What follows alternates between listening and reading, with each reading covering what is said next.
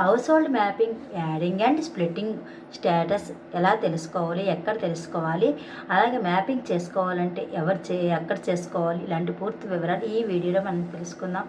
అయితే GSWS department కొత్తగా ఇచ్చిన house hold mapping adding and splitting service గురించి మనం కొన్ని విషయాలు అయితే ఈ వీడియోలో తెలుసుకుందాం. ముందుగా మీ హౌస్ హోల్డ్ మ్యాపింగ్లో ఎవరెవరు ఉన్నారో తెలుసుకోవడానికి, అలాగే మీ వాలంటీర్ ఎవరో తెలుసుకోవడానికి నౌ యువర్ వాలంటీర్ అని కొడితే కనబడుతుంది. అలాగే హౌస్ హోల్డ్ మ్యాపింగ్ సర్వీస్కు రైస్ కార్డు సర్వీస్కు సంబంధం అయితే లేదు. రైస్ కార్డ్ లేకపోయినా లేదా క్యాన్సిల్ అయినా హౌస్ హోల్డ్ మ్యాపింగ్ స్ప్లిట్ అయ్యాక మరలా తిరిగి అప్లై చేసుకోవాలి. కావున ముందు హౌస్ హోల్డ్ మ్యాపింగ్ స్ప్లిట్ గురించి ఇప్పుడు పూర్తిగా మనం తెలుసుకుందాం. కేస్ 1, హౌస్ హోల్డ్లో తల్లి, తండ్రి, కొడుకు, కోడలు ఒక మ్యాపింగ్లో ఉంటే నేరుగా సచివాలయంలో సర్వీస్ అప్లై చేసుకోవచ్చు. అలాగే splitting of household mapping application form తీసుకోవాలి. Household mapping split WEA లేదా WWDS ఫీల్డ్ వెరిఫికేషన్ ఫామ్ అయితే వాళ్ళు చేస్తారు. అలాగే హౌస్ హోల్డ్ మ్యాపింగ్ స్ప్లిట్ చేసిన WS ఫీల్డ్ వెరిఫికేషన్ ఫామ్ అనేది ఉండాలి.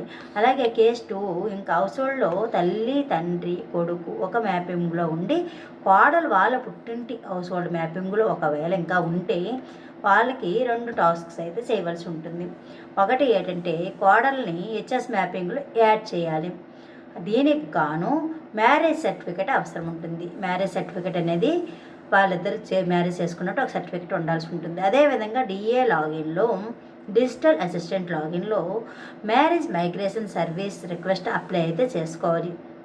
దీనికి గాను భార్యాభర్త ఇద్దరూ కూడా వేలిముద్రలు బయోమెట్రిక్ డివైజ్లో వేయాల్సి ఉంటుంది. కనుక భార్యాభర్త తప్పనిసరిగా సచివాలయంకి అయితే వెళ్ళాల్సి ఉంటుందన్నమాట. ఇంకా DR తదుపరి EPDS తదుపరి PSRWS లాగిన్ అంతిమంగా MPDO మున్సిపల్ కమిషనర్ లాగిన్లో ఈ రిక్వెస్ట్ అప్రూవ్ అయితే అప్పుడు హౌస్ హోల్డ్లో కోడలు అయితే యాడ్ అవ్వడం జరుగుతుందన్నమాట. అయితే member migration on marriage grounds application and verification form అప్పుడు ఈ ఫ్యామిలీ కేస్ 1లా మారడం అయితే జరుగుతుంది. ఇదంతా ప్రాసెస్ చేస్తే ఫ్యామిలీ 1 కేసులో అంతే తల్లి, తండ్రి, భార్య, భర్త మొత్తం 4 యాడ్ అయ్యేటట్టు అందరూ ఉండేటట్లు కేస్ 1లో మారుతుంది. ఇక వెరిఫై ప్రొడ్యూస్ చేస్తూ ఉంటారు. అలాగే ఇక కేస్ 3లో ఏంటంటే హౌస్ హోల్డ్ మ్యాపింగ్లో తల్లి, తండ్రి అందులో ఒకరు మరణిస్తే ఒకరు మాత్రం ఉండి కొడుకు, కోడలు ఉంటే హౌస్ హోల్డ్ స్ప్లిట్ ఆప్షన్లో single old age person split option కింద యాక్టివేట్ అయితే చేయడం జరుగుతుంది. సింగిల్ పర్సన్ కింద ఓల్డ్ పర్సన్ కింద స్ప్లిట్ ఆప్షన్ అనేది పెట్టుకోవడం జరుగుతుంది. ఈ ఆప్షన్ PSGR WPDS వారి AP సేవా పోర్టల్ అందుబాటులో ఉంది. ఈ ఆప్షన్ ఉపయోగించడానికి హౌస్ హోల్డ్ మ్యాపింగ్లో కనీసం ఒక జంట అయినా ఉండాలి. ఆ తల్లిదండ్రులలో ఒకరు చనిపోయిన తర్వాత భార్య భర్తల జంట అనేది ఒకరైనా ఆవిడతో ఉండాలి. సింగిల్ హౌస్ హోల్డ్ మ్యాపింగ్ ద్వారా విభజన కేవలం ఒక వ్యక్తికి మాత్రమే అవుతుందన్నమాట. ఈ ఆప్షన్ ఉపయోగించడానికి హౌస్ హోల్డ్ మ్యాపింగ్లో జంట ఉంటే ఆ ఆప్షన్ అనేది అవుతుంది.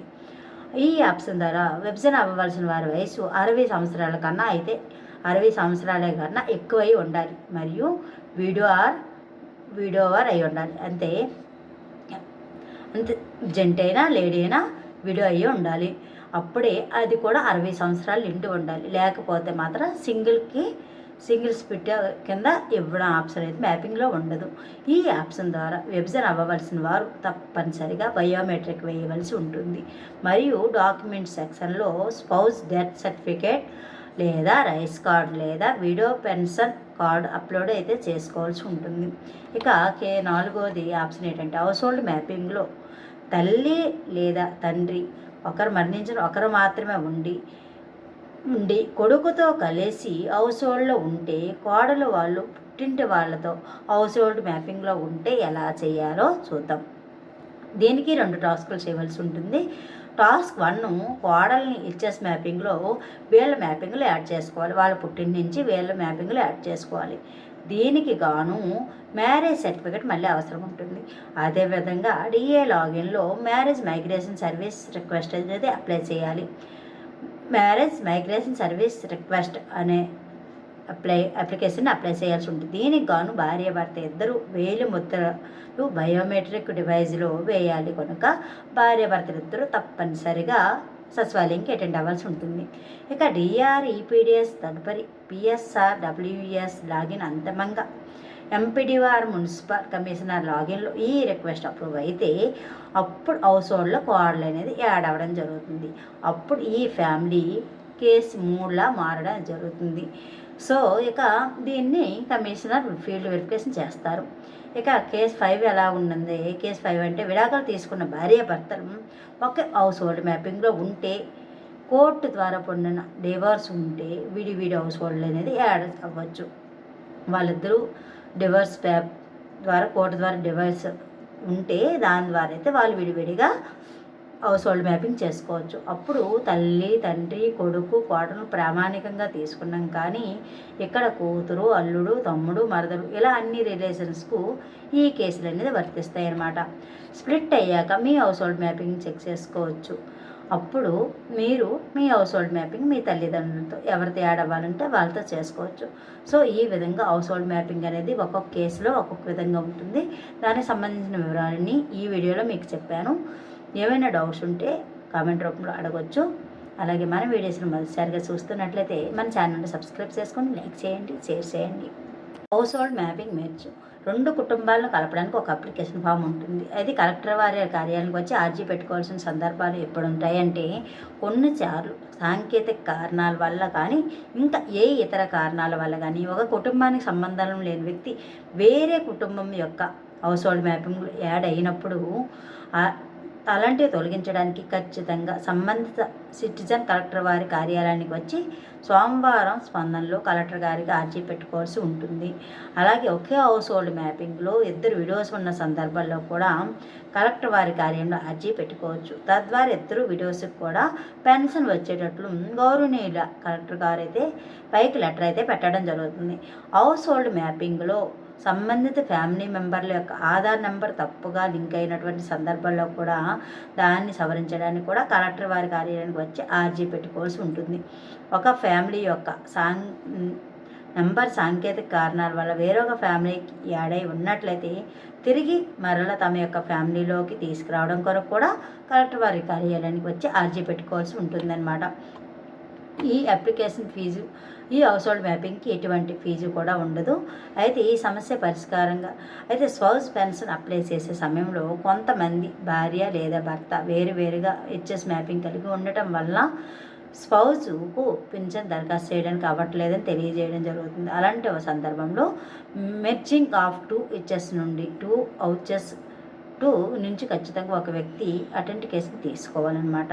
భర్త ఒంటరిగా హెచ్ఎస్ మ్యాపింగ్ కలిగి చనిపోయినప్పుడు మెర్జిన్ ఆఫ్ 2 హెచ్ఎస్ఎస్ ద్వారా కూడా మెర్జ్ చేయడానికి అవకాశం లేదు. కాబట్టి ఈ సమస్యకు పరిష్కారం మెర్జ్ ఆఫ్ 2 హౌస్ హోల్డ్ నందు is member alive option provide అయితే చేయడం జరిగింది. దాన్ని అప్లై చేసుకుంటే మీకు కావాల్సిన ఆప్షన్ అనేది ఇవ్వడం జరుగుతుంది. ఇంకా దీనికి సొల్యూషన్ ఏంటంటే, ఈ ప్రాసెస్ నందు చనిపోయిన వ్యక్తి యొక్క హెచ్ఎస్ను మొదటి హెచ్ఎస్గా సెలెక్ట్ చేసుకొని ఈజ్ మెంబర్ అలైవ్ అనే ప్రశ్నకు నో అని సెలెక్ట్ చేసుకోవాలి. ఎస్ అంటే ఉన్నట్టు కాబట్టి నో అని సెలెక్ట్ చేసుకోవాలి. నో అని సెలెక్ట్ చేసుకున్న తర్వాత వ్యక్తి చనిపోయినట్లు కన్సెంట్ ఇచ్చి డెత్ సర్టిఫికేట్ అప్లోడ్ చేయడం జరుగుతుంది. తర్వాత సెకండ్ హెచ్ఎస్ వైఫ్ సెలెక్ట్ చేసుకొని కుటుంబ సభ్యుల్లో ఒకరి అటెంటికేషన్, ఒకవేళ భార్య ఉంటే భార్యది లేదా భర్త అయితే భర్తది అటెంటికేషన్ తీసుకొని డ్రైస్ కార్డ్ అప్లోడ్ చేసి సబ్మిట్ చేస్తారు. డిఏ లాగిన్లో సబ్మిట్ చేసిన తర్వాత పిఎస్ లాగిన్ నందు అప్రూవ్ చేయాలి. పిఎస్ లాగిన్ నుండి అప్రూవ్ అయిన 24 గంటల తర్వాత సింగిల్ హెచ్ఎస్గా అప్డేట్ అయితే అవుతుంది. సింగిల్ హెచ్ఎస్గా అప్డేట్ అయిన తర్వాత స్పౌస్ పెన్షన్కు దరఖాస్తు అయితే చేసుకోవచ్చు అనమాట. ప్రస్తుతం సింగిల్ మెంబర్ హెచ్ఎస్గా ఉన్న సందర్భంలో మాత్రమే ఈజ్ మెంబర్ అలైవ్ అనే ప్రశ్న డిస్ప్లే అవుతుంది. అలాంటి సందర్భంలో మాత్రమే ఈ ప్రశ్న అనేది మనకి చూపిస్తుంది. అప్పుడు నో అని పెట్టుకున్నాక మనకి ఈ ప్రాసెస్ అనేది ఓకే అవుతుంది. చనిపోయిన వ్యక్తి హెచ్ఎస్ను మొదటి హెచ్ఎస్గా సెలెక్ట్ చేసుకోవడం జరుగుతుంది. ఎందుకంటే ఆ వ్యక్తి లేరు కాబట్టి ఈవిడే ప్రథమ వ్యక్తిగా సెలెక్ట్ చేసుకోవడం జరుగుతుంది. సో ఈ విధంగా మన హౌస్ హోల్డ్ మ్యాపింగ్ అనేది ఉంటుంది. సో